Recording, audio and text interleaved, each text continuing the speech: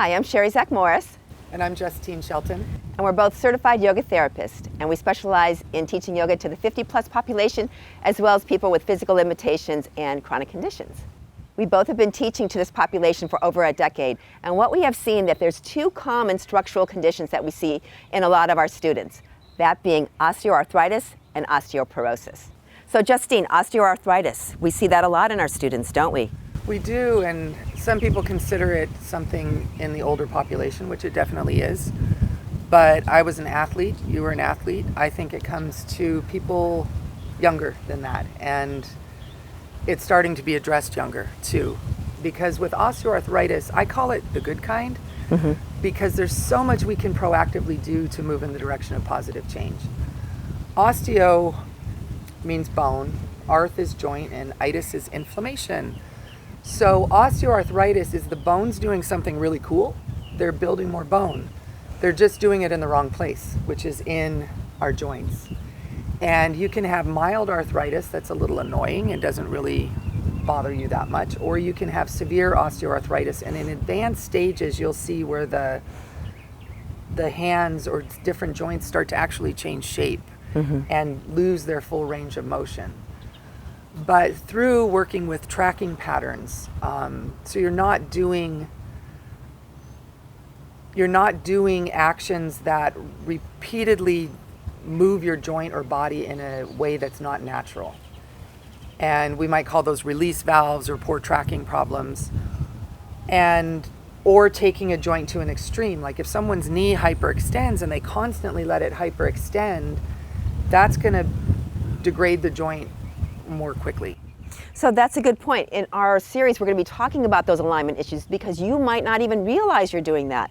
I think what you brought up about the release valve is very powerful because we don't know, right? That's us falling into the groove of a record of our pattern and our movements and our habits that we are not even aware that could be causing us a little bit of that problem in the joint. So that's a really important thing. Absolutely, to be addressing.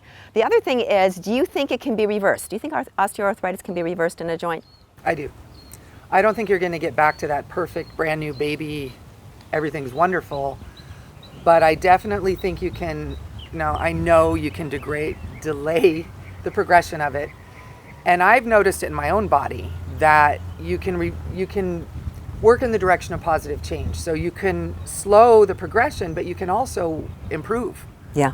I really believe that. Yeah. And some of that can be done with healthy movement patterns, increasing circulation. Sometimes it's something as, I'm going to say simple, which it's not really simple, but as simple as strengthening the musculature around the joint. Right. So the bones aren't getting ground, the muscles are supporting everything in a way that's healthy. Right. So I'm a big believer in that. Yeah. Yeah. Yesterday when I taught my chair yoga class, I have a 89-year-old student that comes in and he uses a walker.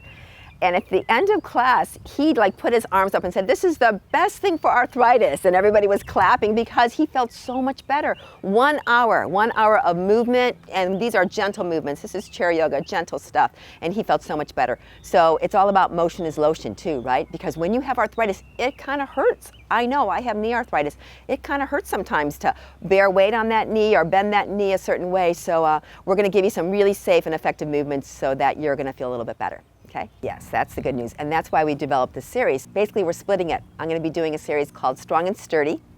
And it's all about creating a really strong foundation for our feet, our ankles, our knees, and our hips. And this one is dear to my heart because I do have some knee issues. I was a gymnast.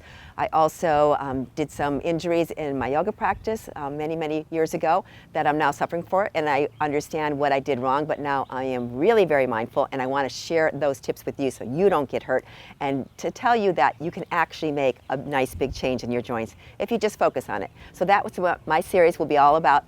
Getting your lower part of your body nice and strong and sturdy. But also remember, it's the core that helps you do that too. So we'll be working on core and balance as well. And my part of the series will be called Resilience and Restoration. So working on longer holds to help get those osteoblasts in the bone to start firing and building more bone. Restoration, where we're really taking the time to nourish our joints through gentle movement linked to breath. So it could be something as simple as inhaling, extending the elbow, extending the wrist, extending each finger, and then coming back. So any sort, like she said, motion is lotion. We need to move to keep those synovial joints getting filled with more fluid and keep our joints healthy. So we'll have the strength of the muscles around the bones and then around the joints, and then the bones getting healthier as well. You'll be seeing these different classes being rolled out over the next couple of weeks. So stay tuned and see you on the mat or on the chair. Namaste.